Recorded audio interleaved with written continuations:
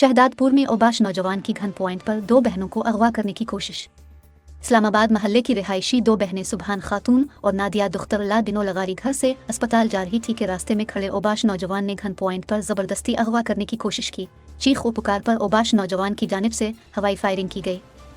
दोनों बहनों ने ओबाश के पैरों पर दुपट्टा तक रख दिया मगर उसे रहम न आया। लोगों के आने पर मुलजिम धमकियां देते हुए फरार हो गया। मुतासिर बहनें इंसाफ और तहफ़्फ़ुज़ के लिए शहदादपुर थाने पहुंच गई। आला हुक्काम से नोटिस लेने की अपील।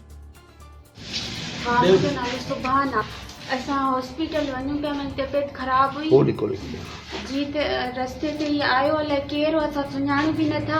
पिस्टल कढई, पहिरीं असांजे हथ मां वरितईं, त पोइ पिस्टल कढई, चईं की मां तव्हांखे मारींदमि। उन फेर बि कई आहे ऐं असांखे मारण जे लाइ आयो।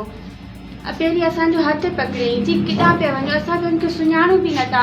पोइ वरी जेको विच में आयो उनखे बि मारे पियो, चए असां टिननि खे मारींदसि।